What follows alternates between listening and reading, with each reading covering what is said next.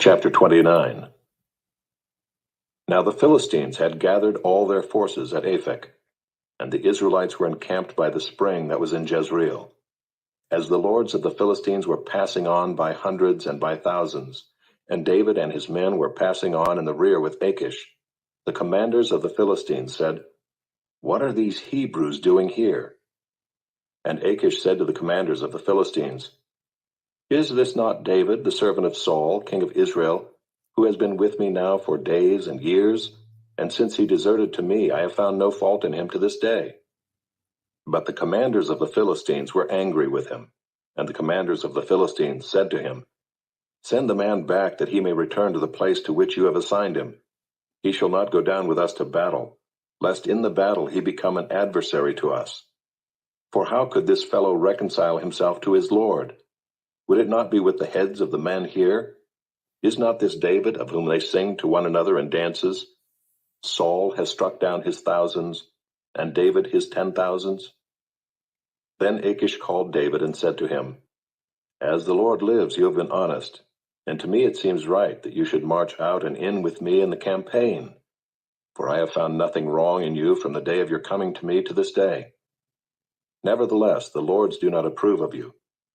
So go back now and go peaceably, that you may not displease the lords of the Philistines." And David said to Achish, "But what have I done? What have you found in your servant from the day I entered your service until now, that I may not go and fight against the enemies of my lord the king?" And Achish answered David and said, "I know that you are as blameless in my sight as an angel of God.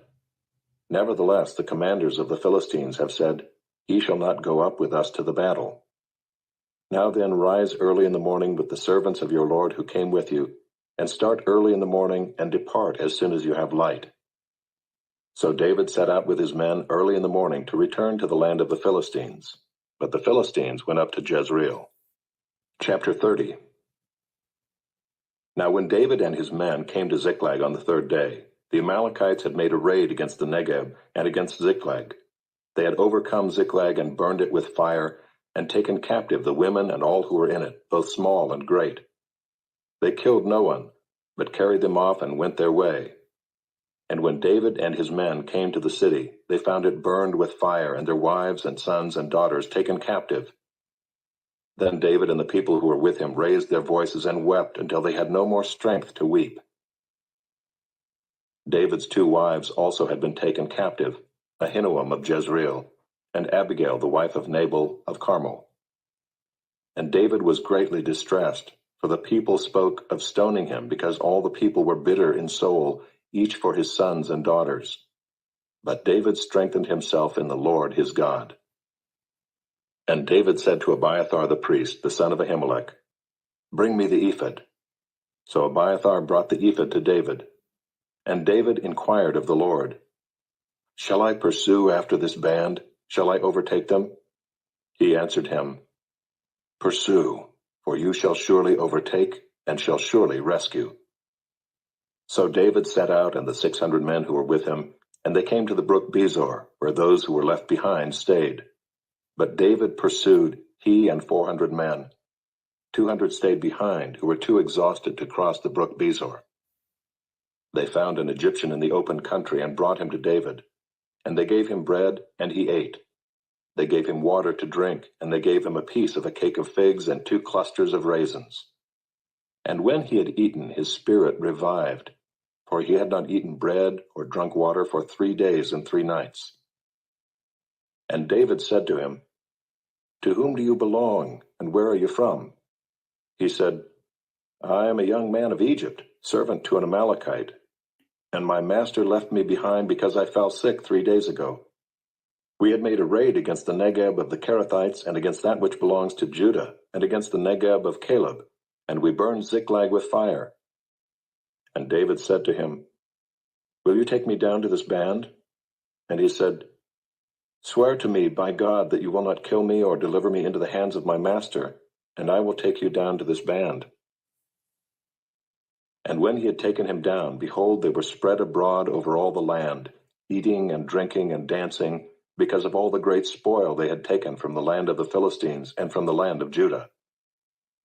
And David struck them down from twilight until the evening of the next day, and not a man of them escaped, except 400 young men, who mounted camels and fled. David recovered all that the Amalekites had taken, and David rescued his 2 wives. Nothing was missing, whether small or great, sons or daughters, spoil or anything that had been taken. David brought back all. David also captured all the flocks and herds, and the people drove the livestock before him, and said, "This is David's spoil." Then David came to the 200 men who had been too exhausted to follow David, and who had been left at the brook Besor. And they went out to meet David and to meet the people who were with him. And when David came near to the people, he greeted them. Then all the wicked and worthless fellows among the men who had gone with David said, "Because they did not go with us, we will not give them any of the spoil that we have recovered, except that each man may lead away his wife and children and depart." But David said, "You shall not do so, my brothers, with what the Lord has given us. He has preserved us and given into our hand the band that came against us. Who would listen to you in this matter? For as his share is who goes down into the battle, so shall his share be who stays by the baggage. They shall share alike." And he made it a statute and a rule for Israel from that day forward to this day. When David came to Ziklag, he sent part of the spoil to his friends, the elders of Judah, saying, "Here is a present for you from the spoil of the enemies of the Lord." It was for those in Bethel, in Ramoth of the Negeb, in Jatir, in Aroer, in Sifmoth, in Eshtemoa, in Rachel, in the cities of the Jerahmeelites, in the cities of the Kenites, in Hormah, in Boration, in Athek, in Hebron, for all the places where David and his men had roamed. Chapter 10.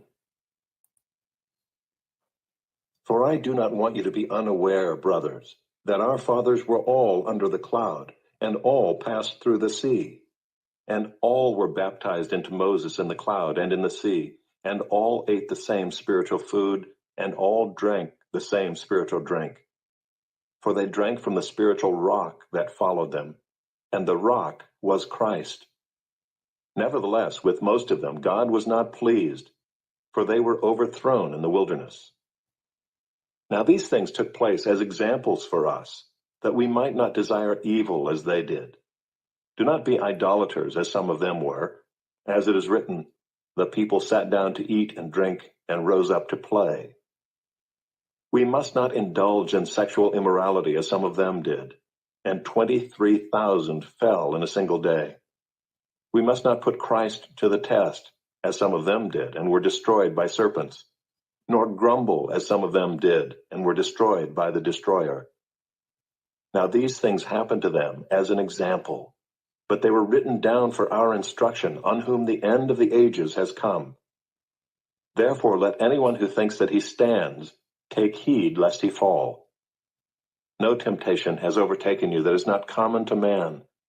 God is faithful, and he will not let you be tempted beyond your ability, but with the temptation he will also provide the way of escape, that you may be able to endure it. Therefore, my beloved, flee from idolatry. I speak as to sensible people. Judge for yourselves what I say.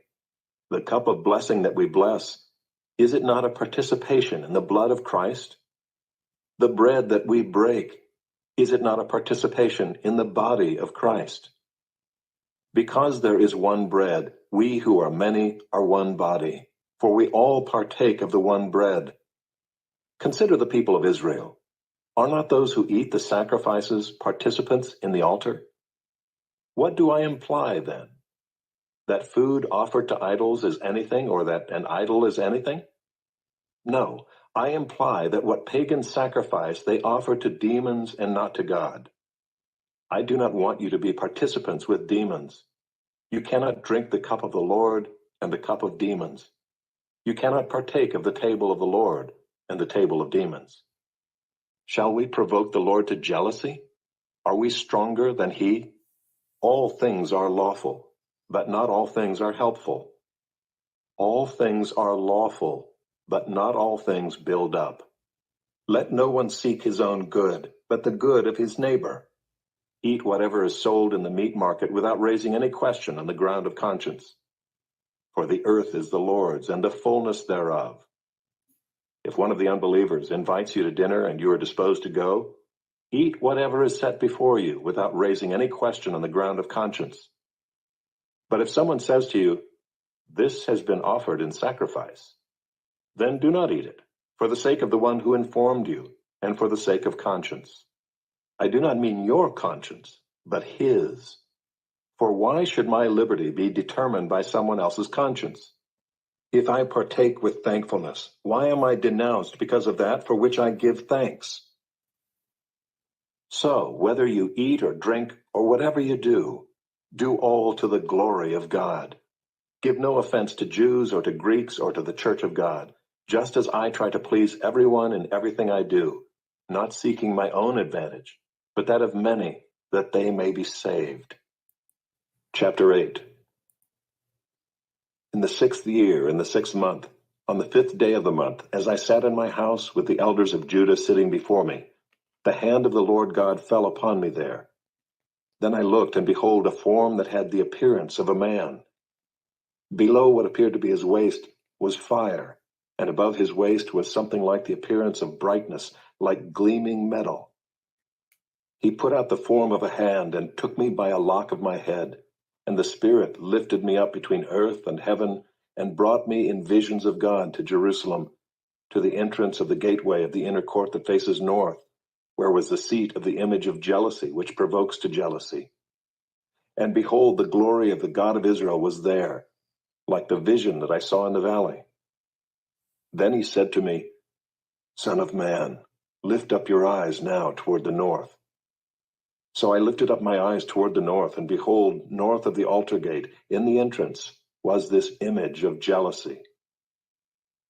And he said to me, "Son of man, do you see what they are doing, the great abominations that the house of Israel are committing here, to drive me far from my sanctuary?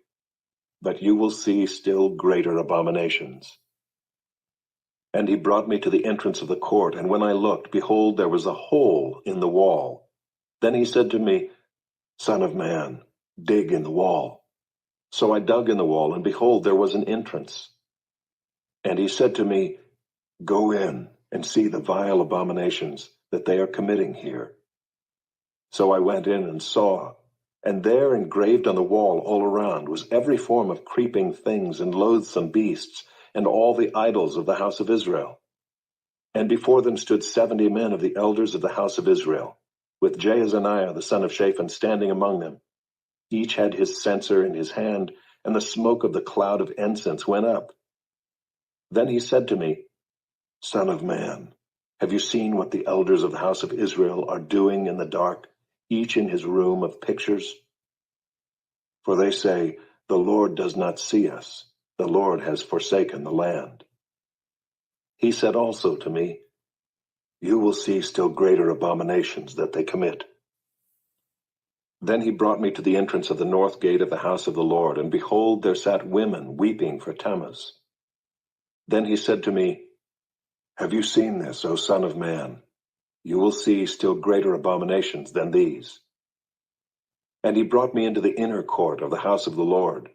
And behold, at the entrance of the temple of the Lord, between the porch and the altar, were about 25 men, with their backs to the temple of the Lord, and their faces toward the east, worshipping the sun toward the east. Then he said to me, "Have you seen this, O son of man? Is it too light a thing for the house of Judah to commit the abominations that they commit here, that they should fill the land with violence and provoke me still further to anger? Behold, they put the branch to their nose. Therefore I will act in wrath. My eye will not spare, nor will I have pity. And though they cry in my ears with a loud voice, I will not hear them." Chapter 9. As he passed by, he saw a man blind from birth, and his disciples asked him, "Rabbi, who sinned, this man or his parents, that he was born blind?" Jesus answered, "It was not that this man sinned, or his parents, but that the works of God might be displayed in him. We must work the works of him who sent me while it is day. Night is coming when no one can work. As long as I am in the world, I am the light of the world." Having said these things, he spit on the ground and made mud with the saliva. Then he anointed the man's eyes with the mud and said to him, "Go, wash in the pool of Siloam," which means sent. So he went and washed and came back seeing. The neighbors and those who had seen him before as a beggar were saying, "Is this not the man who used to sit and beg?" Some said, "It is he." Others said, "No, but he is like him." He kept saying, "I am the man." So they said to him, "Then how were your eyes opened?" He answered, "The man called Jesus made mud and anointed my eyes and said to me, 'Go to Siloam and wash.' So I went and washed and received my sight." They said to him, "Where is he?"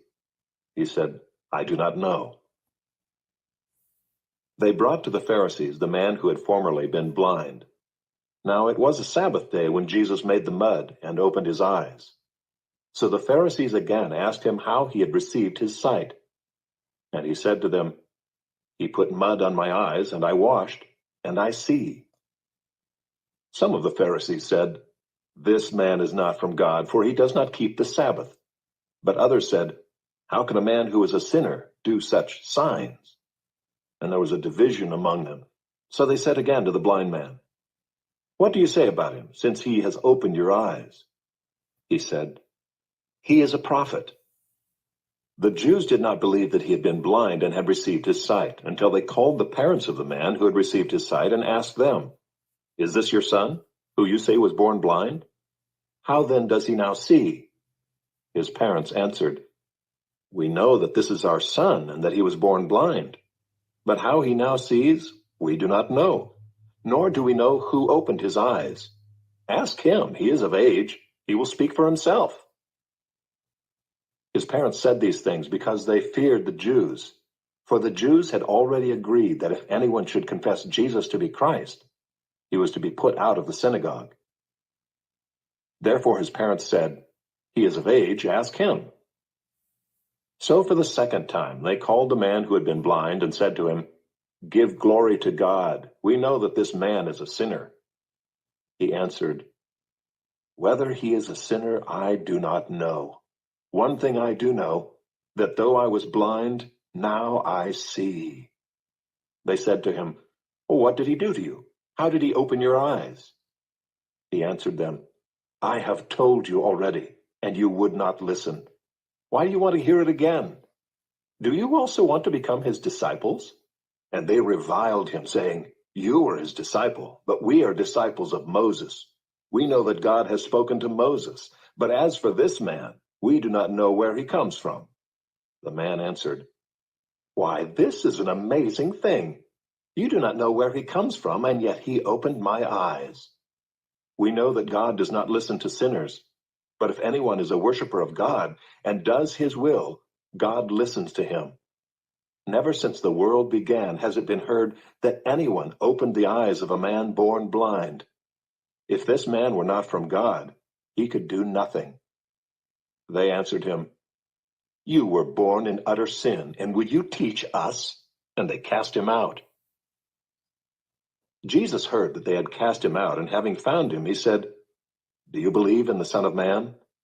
He answered, "And who is he, sir, that I may believe in him?" Jesus said to him, "You have seen him, and it is he who is speaking to you." He said, "Lord, I believe," and he worshipped him. Jesus said, "For judgment I came into this world, that those who do not see may see, and those who see may become blind." Some of the Pharisees near him heard these things and said to him, "Are we also blind?" Jesus said to them, "If you were blind, you would have no guilt. But now that you say, 'We see,' your guilt remains." The word of the Lord. Thanks be to God. Father, we open our hearts to you. Thank you for speaking to us. May we be receptive to you. In your name, amen. The Philistines reject David. Now, this is a fascinating scenario. So David has been hanging out with the enemies of Israel, and it's like the enemy of the enemy is my friend. Apparently, this guy Achish, yeah, Achish. I guess it's Achish, and I guess he's a Philistine. Uh, the lords of the Philistines are essentially just like the mayor of their respective towns, right, or a governor of a region. Right? They're whoever is the boss of the individual communities in this loose, I guess, a loose knit um, network of villages and towns, cities. What's interesting is, so David has been lying to Achish in the previous chapters about where he goes and plunders and pillages. He even says he basically flat out lies. And it says David, I think it's in the previous chapter, would attack a town and not leave anyone alive so that they couldn't come back and tell Achish. And then they're going to war against the Israelites. And so Achish loves David. Achish was like, David's a fierce fighter, and that's his career. That's what he does for a living. David is a fighter. He's a man of war. It's what he does for a living. He kills people. He overthrows villages, towns, cities. And fast forward, this is the reason that God did not allow David to build the temple. So it's not God doesn't sanction everything David does. David is a man of blood. And God's like, you're a man of war, more man of blood. It's your son who will be a man of peace that will build my temple. But they're going to war against the Israelites. And Achish is like, David, I'm no problem. He's a man of war. He's shown himself loyal to me all this time. But then when these other lords of the Philistines, they show up and they're like, wait, who's this? That's the guy they say killed his tens of thousands or his 10,000s. What's to stop him from just turning around and killing us as soon as the battle starts? He's like a secret weapon. And Achish's like, this guy's been with me for years, a couple of years now, and he's loyal. He's not going to do that. But they're like, nope, no way, no way, no way, no how. And so Achish comes back to David, and he's like, David, I'm sorry. Right? They've all marched out to war, and I have they're not. This isn't back at home, and Achish comes up to David's door and knocks. You know that war we're about to go to. You got to stay here. That's not. They've already marched out. They've mobilized basically, and he's like, sorry guys, you're not welcome. The other generals, the other leaders just don't want you around. And I have to, it doesn't say it here, but I have to believe that David was like, whew. Right? He's like, all right, I have to believe he might have gone to war against the Israelites if this scenario didn't happen. But I'm thinking he probably did not want to, because they're going against Saul, and he's already vowed not to put his hand against the Lord's anointed, and that's Saul. And we all know what's about to happen. Saul's about to die. So if this didn't happen, David could very well have been responsible for Saul's death. And we know it was, well, spoiler alert, it was an archer or something that coming up probably in the next chapter. But I'm thinking David was like, whew, good. The Lord has delivered me from having to lift my sword against my countrymen, something like that in his spirit. But David plays it up. He's crafty in this way. I believe in his heart he's like, good, I didn't want to go kill my countrymen, but I can't let that guy know that I didn't want to go, and I'm going to use this so that I'm one up on him. Like Achish says, I'm sorry. Basically, it's Achish saying, I'm sorry. I know you guys are all geared for war. You've come out with us, etc. And but sorry. And David's like, but what have I done? What have I done? In the back of his mind, going, glad I'm not going. And so I think it shows David's craftiness, his wisdom to use the scenario. It's good to, when people maybe wrong you, or not necessarily wrong you, but maybe they make a promise and it doesn't come through, or they schedule something with you and have to change it at the last minute, and it's a mild inconvenience in our case. I'm not going to war, but you now have an advantage over that person that you could bring up. You could bring it with you and wield it against them. Remember last time? So it gives you an advantage over now. That person is kind of at your mercy, not at your mercy, but indebted to you because they have broken a covenant or they've broken a contract. And so David has this now in his back pocket against Achish if he ever needs it. So then there's a scenario, since they left their families behind, the Amalekites are out. Oh, those guys are warring against each other. Let's just go pillage. Let's just attack the unprotected villages because they're all going to war with each other. We're a third party. We're going to go. And then they do. They attack Philistine encampments. They attack the Israelite encampments, burn the city of Ziklag, destroy, take everything, and burn down what's left. And David and his men show up and they're like grieved. I mean, they weep and they start turning on David, and they weep until they lose all their strength, it says. I mean, can you imagine? Can you imagine going to work one day and everything in your home and your family are taken, right? And by a band of murderous, rampaging enemy. Well, for some reason, these guys decided not to kill them, not to kill any of the spoil. They're just enjoying it. And David comes upon them.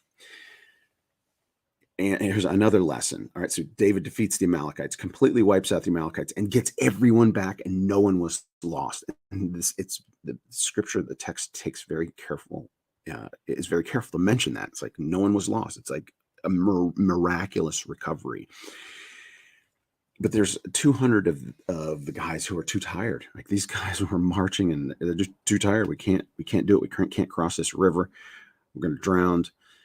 And when they bring everything back, the wicked men, it says somewhere in here, it says the wicked men on them said, no, these guys didn't come and fight. They shouldn't get the spoils. We'll give them their family back, but that's it. And David establishes a principle here. He's like, no, they're just as important as you guys. These guys, so they were tired. In the next war, they may be the ones that save your life. He doesn't say that, but it's a principle. It's like, we are one, no matter where these other guys are. They have a different role. They're protecting the baggage. They're guarding the baggage, our luggage that we can't take with us. Or they're just tired. What if it was you? You came up short in your resources or your energy. You wouldn't want to be left out. Your heart is with the group, but you physically can't do it. So this is David's heart. It's amazing, and it's a beautiful thing. All right. 1 Corinthians 10, we'll just finish with this, verse 11. Here we go. Now, these things happen to them. So this is Paul talking about, the history of the Israelites and just recounting some events that everybody present would recognize as their history, because Jewish guys knew the Old Testament. It's custom by the time they were 7 years old, they would know the thing back and forward. And so he's referencing these things. And in verse 11, these things happened to them as an example, but they were written down for our instruction, on whom the end of the ages has come. For our instruction, on whom the end of the ages has come. Right? There's all these eschatologies out there. There's the multiple eschatologies that, again, I always mention this. There's premillennialism, pre-tribulation, mid-trib, post-trib, and amillennialism, post-millennialism. I'm a post-millennialist. And this is one of those scriptures that points out that post-millennialism and preterism are biblical. The end of the ages has on who? On who the end of the ages has come? On Paul, these first century Christians, the end of the ages. In John, the chapter we read of John, the Pharisees are saying, we follow Moses, not this guy, and that's the Mosaic covenant, and that's the end of the Mosaic covenant. What this is referring to, the end of the ages is the end of the Mosaic covenant that happened in 70 AD. The end of the ages came, and a new age has begun. right? The last days refers to their time, the last days of the old covenant, the Jewish covenant. There's no last days yet to come. There is a return of Jesus and a resurrection of the dead, but the destruction, that's destruction language. I'm over time. Love you guys. Talk to you tomorrow.